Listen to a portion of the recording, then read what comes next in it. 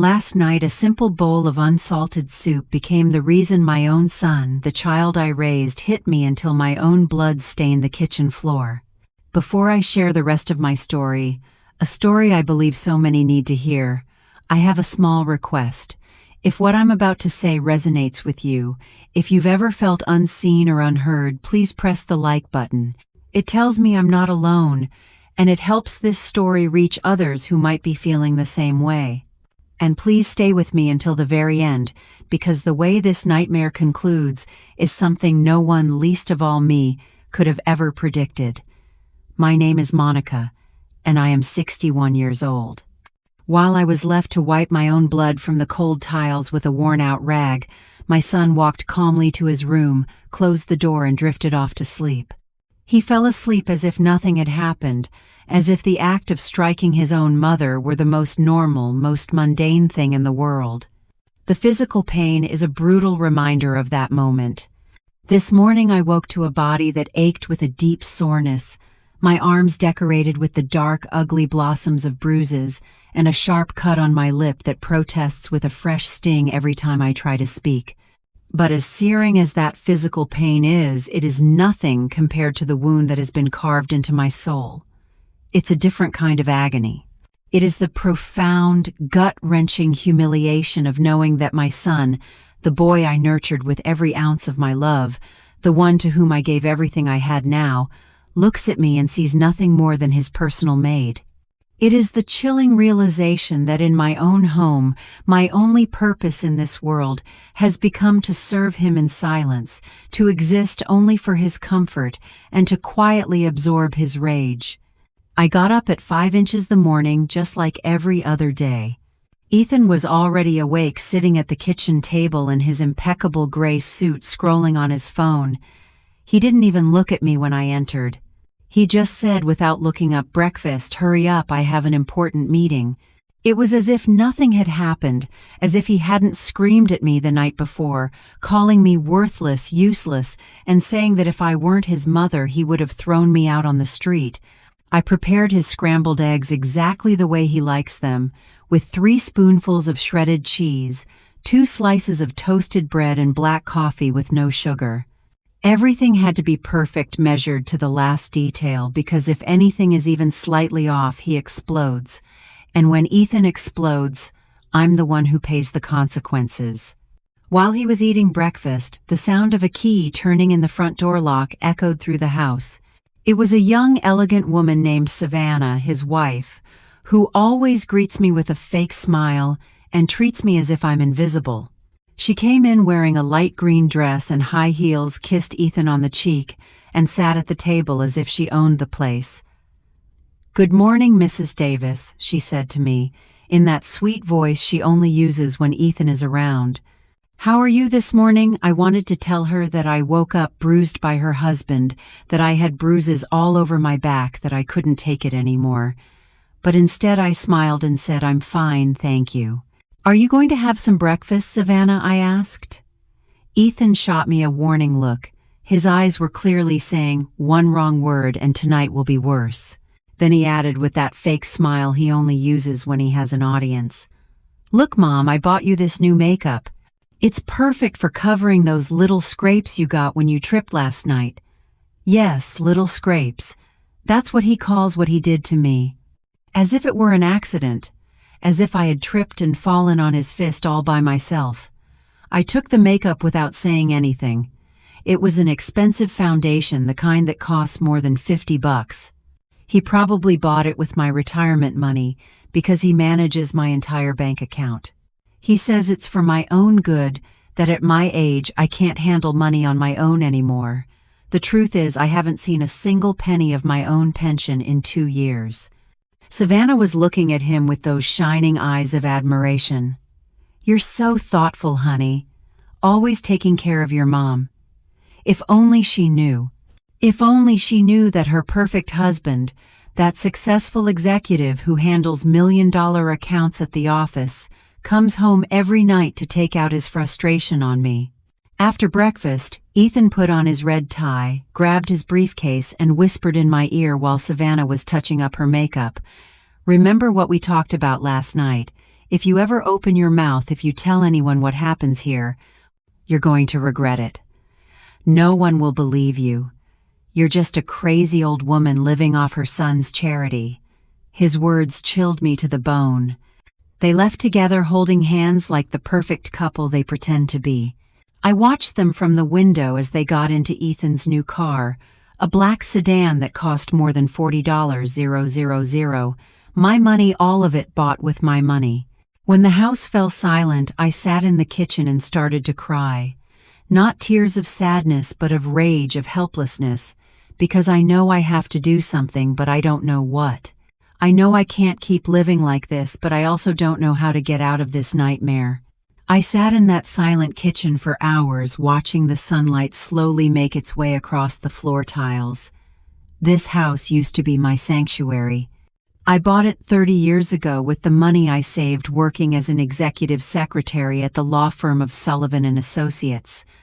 40 years of my life dedicated to that job. Getting up at 5 inches the morning, always on time, organizing the lives of others. I never imagined I'd end up a prisoner in my own home. It all started 3 years ago when Ethan divorced his first wife. He showed up at my door one night with a suitcase in his hand and that look of a lost boy that always melted my heart. "Mom, I need to stay here for a while, just until I sort out my financial situation." He told me the divorce had left him bankrupt, that he had lost his house, that he had nowhere to live. I, like the foolish mother I've always been, opened my door and my heart. "Of course, son, this is your home too." How naive. I didn't know I was inviting the devil to live with me. The first few months were normal. Ethan would get up early, go to work, come back at night, and we'd eat dinner together. He even helped me with the grocery shopping. I thought we would finally have the mother-son relationship I'd always dreamed of, but little by little things started to change. First, it was small comments. "Mom, this food is too salty." "Mom, why don't you clean the bathroom better?" "Mom, your clothes are too wrinkled."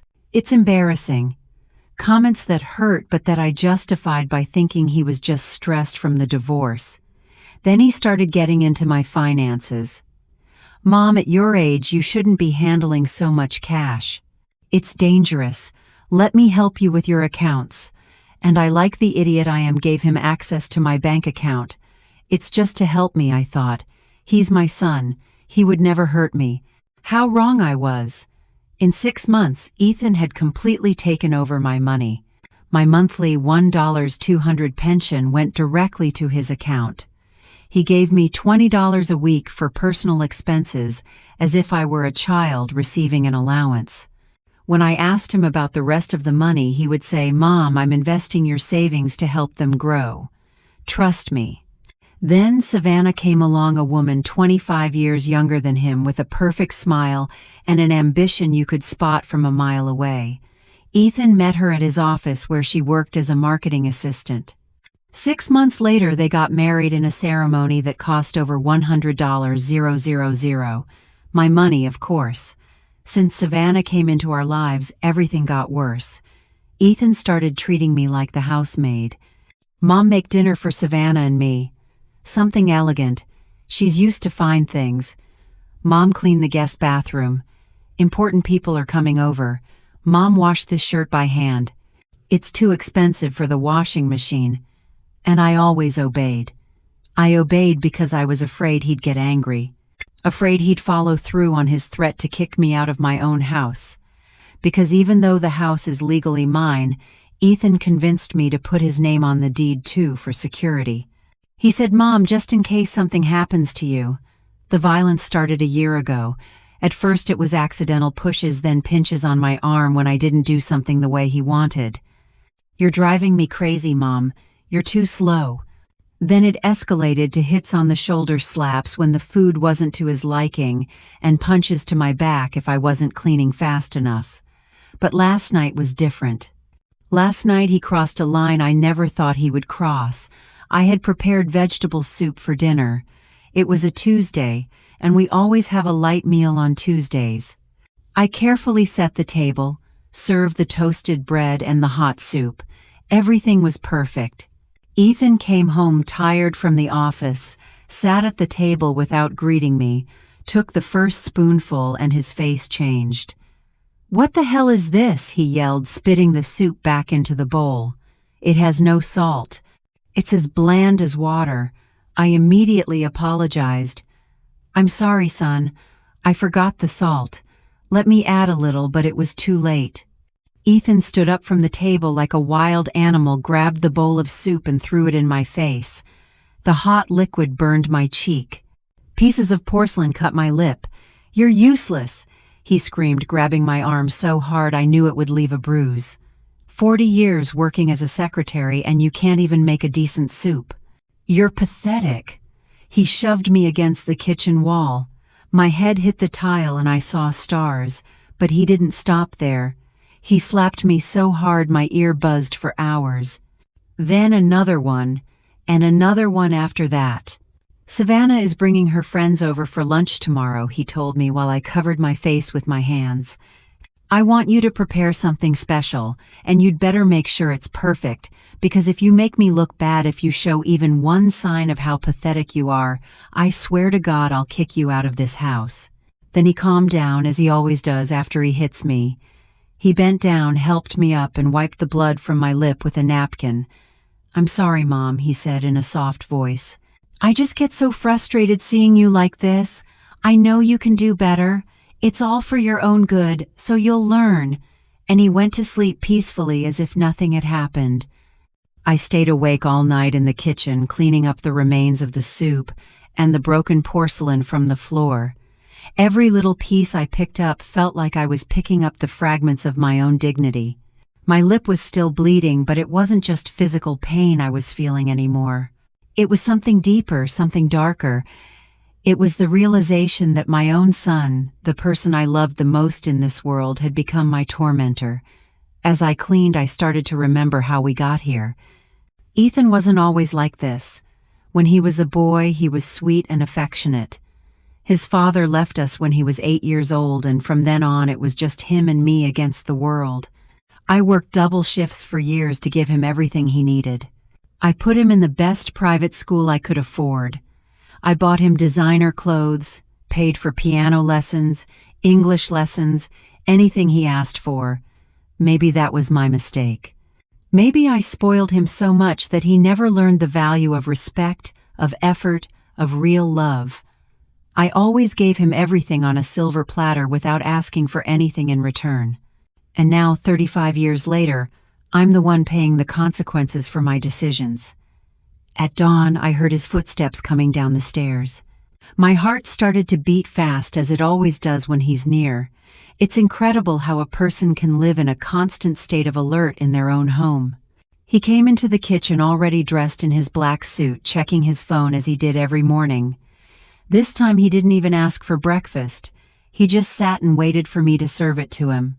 I prepared his scrambled eggs, his black coffee, his 2 slices of toasted bread, all in absolute silence. He ate while answering emails as if I were invisible. At 7:30, Savannah arrived. This time she was wearing a tight yellow dress and high heels that echoed on the floor like hammer blows. She looked radiant as always. I wonder if she ever notices the bruises I have, the marks on my arms, the way I flinch every time Ethan raises his voice. "Good morning, Mrs. Davis," she said to me with that plastic smile. "How are you feeling today?" "Fine, thank you," I lied as always. "Are you going to have some breakfast?" "Just a coffee, please," she said. "A light one with artificial sweetener." As I was serving her coffee, I noticed her observing me out of the corner of her eye. Her eyes stopped on my swollen lip, on the bruise peeking out from the collar of my blouse. For a moment I thought she might say something, that she might ask what had happened to me, but instead she simply looked away and went back to her phone. Ethan finished his breakfast and looked at me intently. "Remember what I told you last night? Mom, Savannah is bringing 3 of her friends over for lunch. I want you to prepare something special. Seafood, pasta, Caesar salad, desserts, and buy some white wine. The good stuff, not that cheap garbage you're used to buying." He gave me 3 $20 bills as if it were a great generosity. $60 to prepare a lunch for 5 people with what he spends on a single shirt. "And one more thing," he added, leaning in to whisper in my ear while Savannah wasn't looking. "Put on that makeup I bought you. Cover those marks well. If any of her friends ask anything strange, if they make any comment about your appearance, you're going to regret it. Do you understand me?" I nodded, feeling my hands tremble slightly. He smiled, kissed my forehead like the perfect son he pretends to be, and they left together. As soon as the door closed, I collapsed into a kitchen chair. $60 for an elaborate lunch. Fresh seafood costs at least $30 a pound. The good wine another $20. How am I supposed to work miracles with so little money? But it wasn't just the money that was distressing me.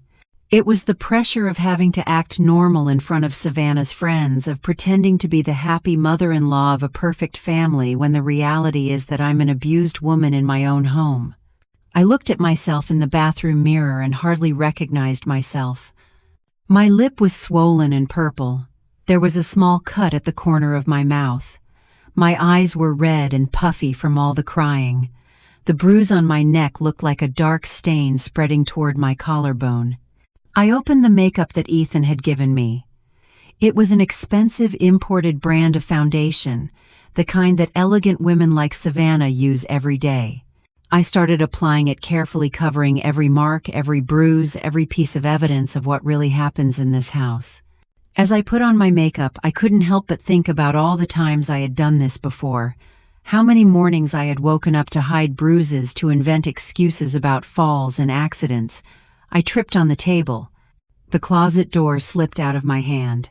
I fell down the stairs, one lie after another to protect my son's reputation. I went out to do the shopping with my list in hand and my perfectly made-up face. At the supermarket, I tried to stretch those $60 as far as I could. I bought frozen shrimp instead of fresh prawns. The cheapest brand of wine that wasn't terrible, pasta on sale. Every single penny counted. As I waited in line to pay, an older woman approached me. It was Clarice, my next-door neighbor, a widow in her 60s, who has always been kind to me. "Hello, Monica," she said with a warm smile. "How are you doing, dear? I haven't seen you in the yard lately." "Hello, Clarice," I said. "I'm fine, thanks. I've just been really busy with stuff around the house." She looked at me intently, and I noticed her eyes linger on my lip despite the makeup. "Did you hurt your mouth?" she asked with genuine concern. My heart started to race. "No, it's nothing," I lied. "I just bumped into the closet door last night. You know how clumsy I am." Clarice frowned but didn't push it. "Well, if you ever need anything, you know where I live. I'm always home in the afternoons." Her words went straight to my heart. It had been so long since anyone had offered me genuine help, since anyone had treated me with true kindness. For a moment, I wanted to tell her everything, to beg for her help, to confess the nightmare I was living. But Ethan's voice echoed in my head. "If you ever open your mouth, if you tell anyone what happens here, you're going to regret it. No one will believe you. You're just a crazy old woman living off her son's charity." "Thank you, Clarice," I said simply. "You're very kind." I went back inside and started cooking like a mad woman. I had to have everything ready by noon when Savannah and her friends arrived. I cleaned the house from top to bottom, set the table with the good china, and arranged flowers in the center. Everything had to be perfect. While I cooked, I couldn't stop thinking about what Clarice had said. "If you ever need anything, you know where I live." Did she suspect something? Had she heard the screaming that came from my house at night? At 1130, my phone rang. It was a number I didn't recognize. "Mrs. Davis," a man's voice asked. "Yes, this is she. This is the accountant from your son Ethan's company. We need to speak with you urgently about some discrepancies in the accounts. Could you come to the office this afternoon?" My heart stopped. "Discrepancies? I don't understand. I'd rather not discuss this over the phone, Mrs. Davis. Can you come at 3 this afternoon? It's very important." I hung up, my hands trembling. What could Ethan have done at work? Why were they calling me? A bad feeling settled in my stomach, but I didn't have time to think about it anymore because Savannah and her friends were already arriving. The doorbell rang at exactly 1200. I took a deep breath, touched up my makeup one last time, and went to open the door. There was Savannah with her 3 friends, all dressed as if they were going to a fashion show. Expensive dresses, designer purses, shoes that cost more than my monthly pension. "Hello, Mrs. Davis," Savannah said in that sweet voice she saves for special occasions. "Let me introduce you to my friends. This is Beatrice. She works in human resources. This is Brenda from the marketing department, and this is Evelyn from legal." My heart nearly stopped when I heard Evelyn's name. It couldn't be a coincidence. I looked at her closely, and sure enough, it was her. Evelyn Brooks, my younger sister, whom I hadn't seen in more than 2 years. Evelyn looked at me with the same surprise. But we both played it cool. She has always been smarter than me, more cunning. She immediately understood that something strange was going on, especially when she saw my made-up face and my nervous demeanor. "It's a pleasure to meet you, Mrs. Davis," she said to me formally, as if she didn't know me. "Your daughter-in-law has told us so much about you." I invited them into the dining room where I had put out my best tablecloth, the china I inherited from my mother, and the crystal glasses I only used for special occasions. Everything looked elegant, just as Ethan had demanded. I served lunch, trying to keep my hands steady. The shrimp pasta had turned out well despite the limited budget. The Caesar salad looked fresh. The bread was warm. I even managed to prepare a simple tiramisu for dessert. The women ate and talked about work, their lives, and their plans for the weekend. I went back and forth from the kitchen, serving more wine and clearing plates like the perfect hostess I was supposed to be. But Evelyn's eyes never left me. I knew that look. It was the same one she used when we were kids, and she knew I was hiding something. Throughout the meal, she observed me discreetly, studying my every move. "The food is delicious," Beatrice commented. "Did you cook all of this yourself, Mrs. Davis?" "Yes, I love to cook," I replied with a forced smile. "It's a pleasure when it's for such lovely people as yourselves." "How lucky Ethan is to have such a dedicated mother-in-law," Brenda added. "It's hard to find women who are so devoted to the home these days." Savannah smiled proudly. "It's true, Mrs. Davis always takes care of everything. It's like having a housekeeper, but better because she does it with love." Her words stung me like daggers, but I kept my smile. A housekeeper, that's what she thought of me. Not a mother, not a person with rights and dignity, but a free servant. Evelyn cleared her throat. "And what did you do before Mrs. Davis? Were you always a homemaker?" I paused, feeling a little pride for the first time in a long time. "I worked for 40 years as an executive secretary at the law firm of Sullivan and Associates. I retired 3 years ago." Evelyn's eyes lit up. Sullivan and Associates was one of the most prestigious firms in the city, where she had worked as an intern during her law studies. "How interesting," she exclaimed. "I know that firm. They have a very good reputation. You must have met a lot of important people in all those years." "I did," I said with a more genuine smile. "I met judges, prosecutors, important lawyers. I even helped with some big cases. Mr. Sullivan always said I was indispensable." Savannah looked uncomfortable with the direction of the conversation. She didn't like me being the center of attention or having my professional accomplishments talked about. She quickly changed the subject. "Well, but now Mrs. Davis is retired and enjoying her well-deserved rest," she said with that fake smile. "Ethan takes care of everything, her finances, her needs. He's such a responsible son." Evelyn looked at me intently when Savannah said that. I know my sister, and I know those words sounded strange to her. A woman who worked 40 years at an important law firm doesn't need her son to handle her finances. The lunch continued with trivial conversation, but I could feel the tension growing. Evelyn kept watching me, and I knew she had noticed something was off. When I went to the kitchen for the dessert, she followed me. "Do you need any help?" she asked, but she was really looking for a moment to talk to me alone. "No thanks. Everything's under control," I replied, avoiding her gaze. "Monica," she said in a low voice, using my real name for the first time that afternoon. "Are you okay? You seem different." For a moment, all my defenses came down. I wanted to hug her, tell her everything, beg her to help me. But at that moment, I heard Ethan's keys in the front door. He had come home from work earlier than usual. "Everything's fine, Evelyn," I said quickly. "I'm just a little tired." Ethan came into the dining room with that perfect smile he uses when he has visitors. He greeted the women elegantly, kissed Savannah on the cheek, and looked at me with approval. The lunch had gone well, just as he had ordered. "How are the most beautiful ladies from the office doing?" he said, with that fake charisma he uses in public. "I hope my mother took good care of you." "Excellently," Beatrice replied. "Your mother is charming." Ethan put his hand on my shoulder and I tensed up automatically. He felt my reaction and squeezed a little harder. A silent warning. "She's the best mother in the world," he said, but his fingers were digging into my shoulder through my blouse. "Always looking out for everyone, always sacrificing herself for the family." The women started saying their goodbyes after dessert. Evelyn was the last to leave, and before she went out the door, she took my hand. "It was a pleasure to meet you, Mrs. Davis," she said in a loud voice for Ethan to hear. But then she whispered in my ear, "We'll see each other soon."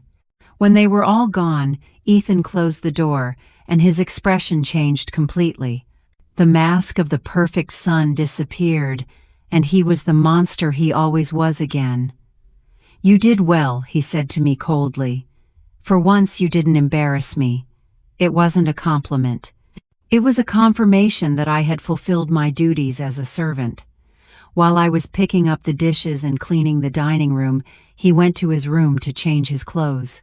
But before he left, he reminded me, "By the way, the technician is coming tomorrow to check your computer.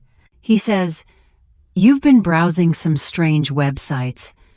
My blood ran cold. I didn't have my own computer. I only used his when I needed to. And the only strange things I had looked up lately were websites about domestic abuse shelters for battered women and helplines. He knew I had been looking for information. He knew I was considering asking for help. Just then my phone rang. It was the accountant from Ethan's company again. "Mrs. Davis, can you come in at 3 this afternoon? It's urgent." I looked at the clock. It was 2:15. Ethan was in his room, probably taking a nap. It was my chance. "Yes," I said in a low voice. "I'll be there." I grabbed my keys, my purse, and quietly left the house. I didn't know what was waiting for me at that office, but I had a feeling my life was about to change forever. As I walked toward the bus stop, I remembered Evelyn's words, "We'll see each other soon." My sister had noticed something, and for the first time in a long time I felt a small spark of hope. The office building where Ethan worked was one of those modern downtown skyscrapers, all glass and steel, that commanded respect from the street. I had never been there before. For all these years, my son had kept his work life completely separate from me, as if it were a secret I shouldn't know. I went up to the 18th floor where the offices for Northern Business Corporation were. The receptionist, a young woman with a professional smile, directed me to the accountant's office. My heart was beating so fast I thought everyone would hear it. "Mrs. Davis," a man in his 50s with glasses and a formal suit, greeted me. "I'm Adrian Castillo, the general accountant for the company. Thank you for coming so quickly." I sat in front of his desk, trying to seem calm, although I was trembling inside. His eyes held a seriousness that made me even more nervous. "Ma'am, I need to ask you some questions about your bank account." He began opening a folder full of documents, specifically about some movements we've detected in the last few months. "I don't understand," I said with a trembling voice. "What does my account have to do with the company?" Adrian looked at me with a mix of pity and concern. "Mrs.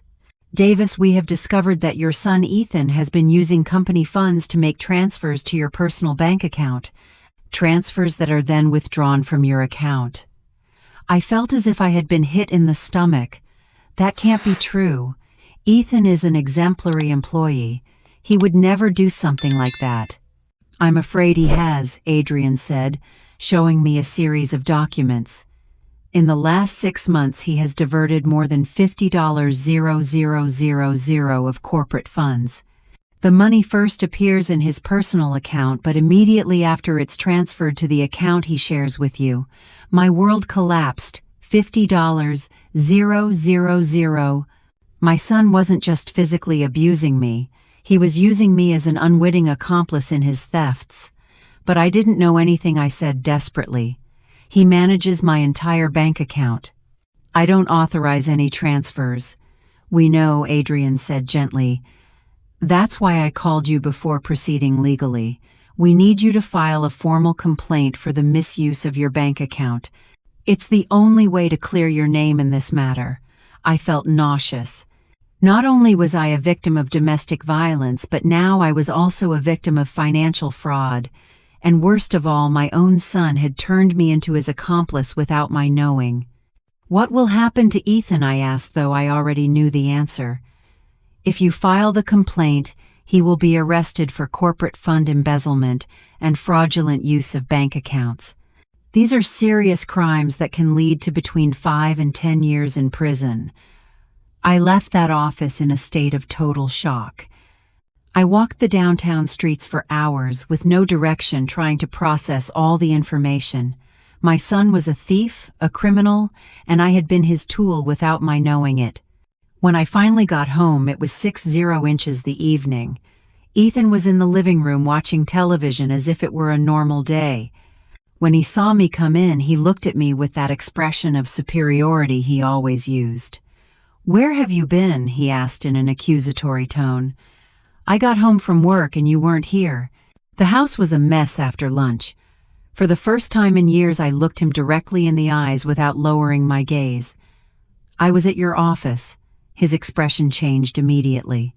The mask of control cracked for a second, and I could see the fear in his eyes. "What did you say? I was at your office, Ethan?" "I spoke with the accountant. I know what you've been doing." He got up from the couch slowly, like a predator preparing to attack. "I don't know what you're talking about, Mom. I think you're confused." 50,000, I said, feeling my voice grow firmer. 50,000, I said, feeling my voice grow firmer. 50,000, I said, feeling my voice grow firmer. 50,000, you've stolen from your company using my bank account. Ethan approached me, and for the first time in a long time I didn't back away. Something had changed inside me that afternoon. Maybe it was knowing that I wasn't alone, that there were other people who knew the truth. "Listen to me, you stupid old woman," he said in a low, threatening voice. "You have no idea what you're saying. That money is mine by right.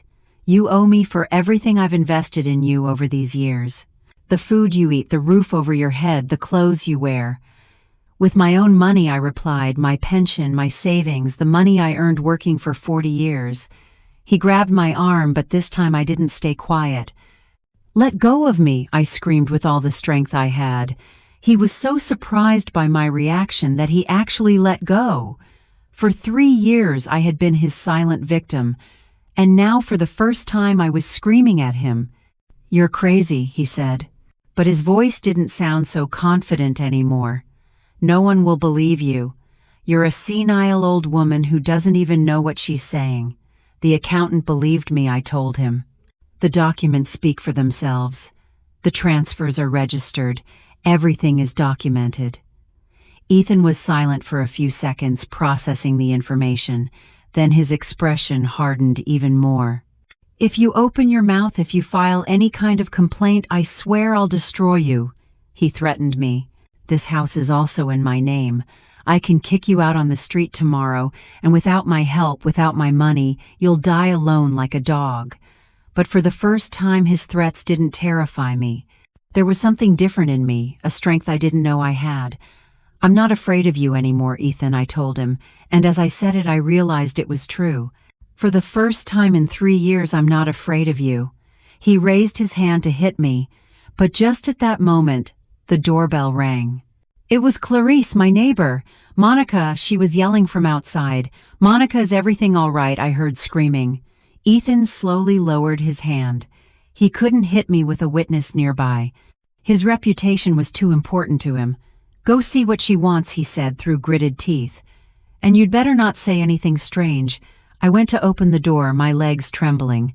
Clarice was there with a worried expression, holding a casserole dish. "Hello, dear," she said to me. "I brought you some stew I made, but I heard loud voices and got worried." Over her shoulder I saw there was another woman with her. It was Evelyn, my sister. She had on casual clothes and had her hair tied back, but I recognized her immediately. "Hello," Evelyn said, pretending she didn't know me. "I'm new to the neighborhood and was just visiting Mrs. Davis." "I hope we're not bothering you." Ethan appeared behind me, his fake smile perfectly in place. "No problem at all, ladies. My mother was a little worked up because she burned the dinner. You know how older women get about these things." Clarice looked at him with an expression I couldn't decipher. "Right," she said. "Well, Monica, here's the food. And remember, if you need anything at all, I'm right next door." Evelyn looked me straight in the eyes. "Yes, Mrs. Davis. Anything you need, day or night." When they left, Ethan slammed the door shut. "Damn nosy old women," he muttered. "But this isn't over. Tomorrow we're going to the bank together, and you're going to sign all the papers I tell you to. You're going to retract the complaint you probably already filed, and you're going to say it was all a big misunderstanding." "No," I said simply. "What do you mean, no? I'm not going to sign anything. I'm not going to retract any complaint, and I'm not going to be an accomplice in your thefts anymore." Ethan looked at me with a rage I had never seen before. It was as if he had finally taken off all his masks and was showing me his true nature. "Fine," he said with a calm that scared me more than his shouting. "If that's how you want to play, we'll play. But I'm warning you, when I'm done with you, you're going to wish you were never born." I didn't sleep at all that night. Ethan was locked in his room, but I could hear him talking on the phone for hours. I didn't know what he was planning, but I knew I had to be prepared for the worst. At 3:00 the morning, I heard a strange noise in the yard. I peeked out the window and saw a figure moving among the bushes. It was Clarice, and she seemed to be setting something up near my window. The next day I realized what she had done. She had placed a small security camera pointed at my house, hidden among the plants. My neighbor knew something bad was happening and was documenting everything. The next day dawned gray and rainy, as if the weather was reflecting the storm brewing in my life. Ethan got up earlier than usual at 5:00 the morning. I heard him moving around the house, talking on the phone in a low voice, preparing something that had me on edge. When I went down to the kitchen, he was already dressed in his best suit, the black one he wore for the most important meetings. His hair was perfectly combed, his tie impeccable. He looked like the successful executive everyone believed he was, not the monster living under my roof. "Good morning, Mom," he said to me, in a voice that was strangely sweet, almost sing-song. "I hope you slept well." That sweetness gave me goosebumps. I knew my son well enough to know that when he was acting nice, it was because he was planning something terrible. Yes, I lied, serving him his coffee as I did every day. "Good," he said, smiling in a way that didn't reach his eyes. "Because today is going to be a very special day. I've been thinking about our conversation from yesterday all night." He sat at the table and began to eat breakfast calmly, as if we were a normal family. But there was something about his attitude that kept me on high alert. "I've decided that you're right," he continued. "Maybe I've been too hard on you. After all, you're my mother and you deserve respect." His words completely confused me. Ethan admitting he had been wrong, asking for forgiveness. It was so out of character that I immediately knew it was a trap. That's why he continued as he spread butter on his toast. "We're going to go to the bank together today. We're going to clear up this whole misunderstanding with my company. You're going to explain that you authorized all the transfers, that you knew exactly what was happening with your money." There it was, the real reason for his fake kindness. "I'm not going to do that, Ethan," I said, trying to keep my voice steady. His smile slowly faded. "Of course you are, Mom, because if you don't, some very unpleasant things are going to happen." "Are you threatening me?" "No, Mom," he said, finishing his coffee. "I'm explaining reality to you. Look around you. This house, this table, you have breakfast at the bed, you sleep in the food you eat. All of this is possible because I allow it. And if I don't allow it anymore," he left the sentence hanging in the air, but the message was clear. He was going to leave me on the street if I didn't obey. "Also," he added, taking out his phone, "I've been thinking about calling some doctors. I know doctors who specialize in older people with mental problems like senile dementia. You know, it's very sad when mothers start making up stories accusing their own sons of terrible things." I felt my blood run cold. Not only was he threatening to kick me out of the house, but to have me declared insane and incompetent so that no one would believe my testimony. "There are several witnesses who can confirm your deteriorated mental state," he continued with that cold, calculating voice. "Savannah, for example. I just told her yesterday how confused you've been lately. The friends who came to lunch also noticed something strange about you. It was a lie." But he was so convincing that for a moment I doubted my own sanity. That's how his manipulation worked. He made me doubt everything, even my own perception of reality. "So we're going to the bank at 1000, he said, getting up from the table. "You're going to put on your best dress. You're going to get all fixed up and you're going to smile while you sign all the papers they put in front of you." Understand, I didn't answer him. I just started collecting the breakfast dishes, trying to buy myself some time to think. "I'm talking to you," he shouted, and all trace of his fake kindness disappeared. "Understood. Understood," I mumbled, hating myself for being such a coward. Ethan went to his office, but before he left he warned me, "Don't even think about leaving this house. Don't even think about talking on the phone with anyone. I'll be back at 9:30 to take you to the bank." As soon as the door closed, I collapsed into a kitchen chair and started to cry. Not tears of sadness, but of pure rage. Rage against him, but most of all, rage against myself for letting things get to this point. I stayed that way for a few minutes until I heard a soft knock at the back door. It was Clarice with an urgent look on her face. "Monica, open up fast," she whispered through the glass. "It's important." I opened the door and she quickly came in, looking all around to make sure we were alone. I heard everything she told me without preamble. "I have the camera set up near your kitchen window. I recorded your whole conversation with your son." My heart started to beat faster. Everything she said. The threats, the blackmail, the way he talked to you. "I have evidence that he's forcing you to lie about the stolen money." For the first time in days, I felt a spark of hope. "What can we do with that?" Clarice smiled.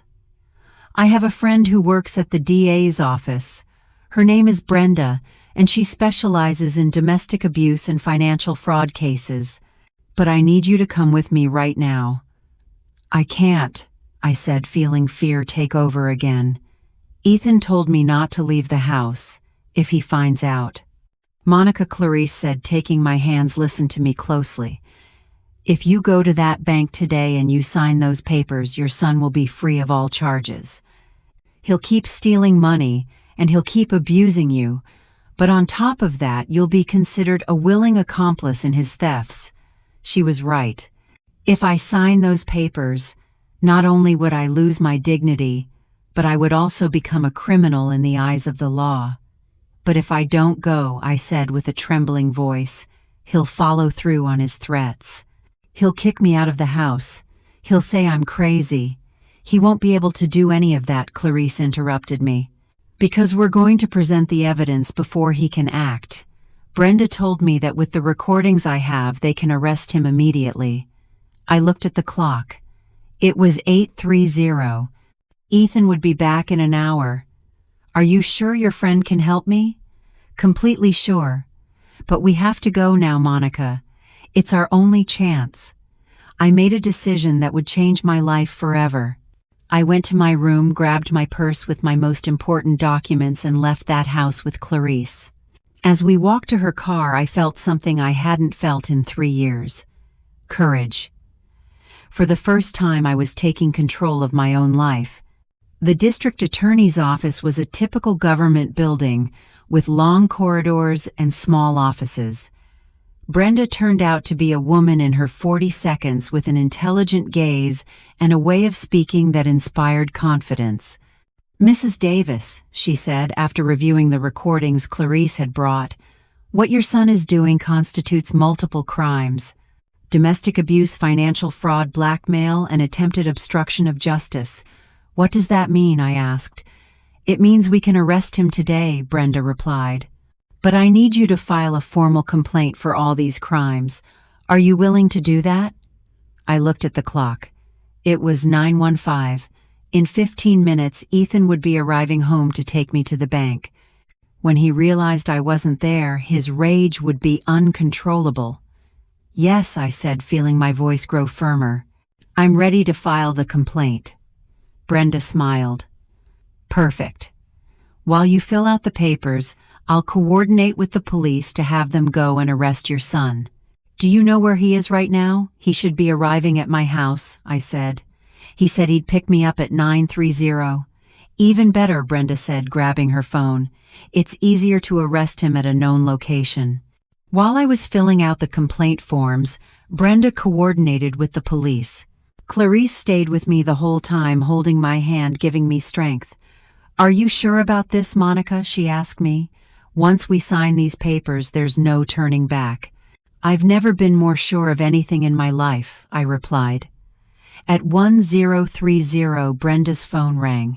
It was the police confirming that they had arrested Ethan at my house. They found him screaming like a madman, breaking things and looking for me all over the house. "He's in custody," Brenda told me. "The charges are serious. It's very likely he won't be able to get bail." I felt as if a 10 pounds weight had been lifted from my shoulders. For the first time in 3 years, I knew I was going to sleep without fear. When we got back to my house that afternoon, the place looked like a battlefield. Ethan had destroyed practically everything in his path before the police arrested him. The couch cushions were torn. There were broken dishes all over the kitchen floor, and the family photos that hung on the walls were in pieces. "My God," Clarice whispered, looking at the destruction. "How could he do all this in such a short time?" I knew the answer. I knew the blind fury of Ethan when things didn't go his way. I had seen that rage before, but never directed at inanimate objects. Usually I was the target of his anger.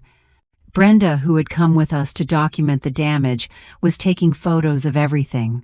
"This will serve as additional evidence of his violent behavior," she explained. "Destruction of property during an episode of rage. The judge will see exactly what kind of person your son is." While we were cleaning up the broken glass and picking up the pieces of my former life, my phone started ringing insistently. It was an unknown number. "Don't answer it," Brenda warned me. "It's probably him calling from jail. Let it go to voicemail." Indeed, when I checked the messages, it was Ethan's voice, but it sounded completely different. It was no longer the threatening monster from the morning. It was the scared child he pretended to be when he wanted to manipulate me. "Mom," his voice said, breaking in the recording. "Mom, please come get me out of here. It was all a misunderstanding.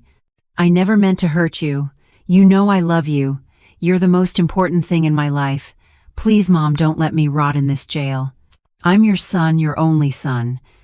He had left 5 similar messages, each one more desperate than the last. In the last one, he was even crying. "It's part of his manipulation strategy," Brenda explained to me. "First, violence and threats, now victimhood and guilt. It's a typical pattern in abusers. Even though I rationally understood what was happening, hearing my son cry broke my heart. For 35 years, he had been my baby, my reason for living. It was hard to separate the monster he had become from the boy he once was." "Are you okay?" Clarice asked, noticing my expression. "It's complicated," I admitted. "I know I did the right thing, but he's still my son." That night, Clarice insisted that I stay at her house. "Your house isn't safe right now," she told me. Ethan has friends and maybe even Savannah. Someone might come looking for revenge. She was right. In the voicemails, Ethan had mentioned that Savannah was handling things from the outside. I didn't know exactly what that meant, but I was afraid to find out. Clarice's house was small but cozy. It had a guest room with a twin bed and a small desk.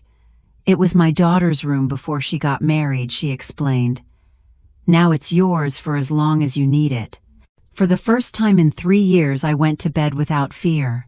I didn't have to worry about Ethan's footsteps in the hallway, his late-night screaming or waking up to punches. It was a strange, almost unsettling feeling. Peace can also be scary when you're not used to it. The next day, Brenda called me early with news. Ethan's bail hearing is today at 2:00 the afternoon, she informed me. The judge will decide if he can be released from jail while he waits for his trial. What are the chances he'll be released? I asked, feeling fear return. With the evidence we have, very slim, but I need you to come and testify at the hearing. Your testimony will be crucial for the judge to understand the danger he poses. The hearing was in a small courtroom. Ethan was sitting at the defense table wearing an orange jumpsuit. When he saw me come in, his expression changed completely. He was no longer the repentant child from the voicemails. He was pure, contained rage. Savannah was sitting in the public benches, elegantly dressed as always, but she looked haggard as if she hadn't slept in days. When our eyes met, I saw something in her eyes that surprised me. Shame.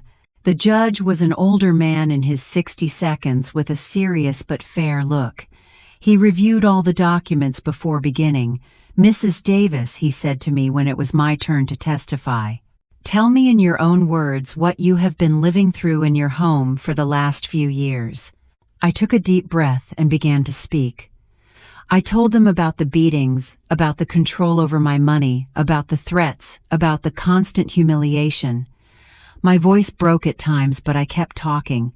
When I mentioned the $50,000 he stole, I saw Ethan tense up in his seat.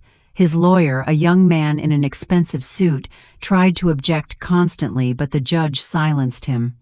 "And what did your son tell you yesterday morning regarding your testimony?" the judge asked. "He threatened to have me declared mentally incompetent if I didn't lie for him. He told me he would kick me out on the street and that I would be left with nothing." The judge reviewed the recordings Clarice had made. He listened to them in their entirety with headphones while the whole courtroom waited in silence. "Mr. Ethan Davis," the judge said when he was done, "the evidence presented shows a clear pattern of domestic abuse, financial fraud, and witness intimidation. Considering the seriousness of the charges and the risk you pose to the victim, your request for bail is denied. You will remain in custody until the date of your trial." Ethan exploded. "This is an injustice," he shouted, standing up. "That crazy old woman is making everything up. I'm a respectable citizen. I have rights." The guards had to hold him as he continued to scream. "You're going to regret this, Mom. When I get out of here, I'm going to make you pay for every day I spend in this jail." His threats echoed throughout the courtroom, confirming exactly what I had testified about his violent character. After the hearing, Savannah approached me in the courthouse. "Mrs. Davis," she said in a trembling voice, "I need to talk to you." Brenda and Clarice tensed up, but I signaled to them that I was okay. "What do you want, Savannah?" I asked her. "I want to apologize," she said. And for the first time since I had known her, her voice sounded genuine. "I knew something wasn't right in that house. I heard screaming. I saw your bruises. I noticed how you flinched every time he raised his voice." "Then why didn't you ever say anything?" I asked. "Because I was scared," she admitted. "Ethan had threatened me too. He told me that if I ever betrayed him, he would destroy my career, my reputation, and I was a coward. I let you suffer alone because I was afraid of losing my comfortable life." Her eyes filled with tears. "When they arrested him yesterday, I found documents in his home office. He hadn't just been stealing money from his company. He had also been stealing from my personal account. We've been married for 2 years, and I never realized he was a fraudster." "What are you going to do now?" I asked her. I'm going to file for divorce immediately, she said with determination. And I'm going to testify against him at his trial. I've already spoken with a lawyer. I want to collaborate with the DA's office to make him pay for everything he did to us. When we left the courthouse, I felt something I hadn't experienced in years, genuine hope. Not only had I managed to escape from my son, but now I had allies in my fight for justice. That afternoon, as we walked back to Clarice's house, Brenda gave me more good news. The company where Ethan worked wants to reach an agreement, she informed me. They're willing to not press additional charges against you if you cooperate by returning the stolen money. Also, as an acknowledgement that you were a victim of fraud, they're going to pay you a compensation of $20,000. It was more money than I had had available in the last 3 years. What about my house? I asked. Ethan said it was in his name too. We checked the documents, Brenda said, smiling. Your son lied. The deed is still only in your name. He forged some papers, but legally the house is completely yours. For the first time in a long time, I started to see a possible future. A future where I could live without fear, where I could make my own decisions, where I could be the owner of my own life. But I also knew that Ethan wasn't going to give up easily. His threats at the hearing had been clear. This war was just beginning. 3 weeks after Ethan's arrest, my life had completely changed, but not in the way I expected. Although I was physically safe at Clarice's house, psychologically I was still his prisoner. I had developed a constant paranoia that kept me awake most nights. Every noise made me jump. Every car that stopped in front of the house made me run to the window. Every unknown phone call gave me a panic attack. Brenda had explained that it was normal that after years of abuse the fear doesn't disappear overnight. It's post-traumatic stress disorder, she had told me. Your mind and body are used to living in a constant state of alert. It's going to take time to heal. But there was more than just simple trauma. Ethan had managed to get messages to me from jail. Messages that chilled me to the bone.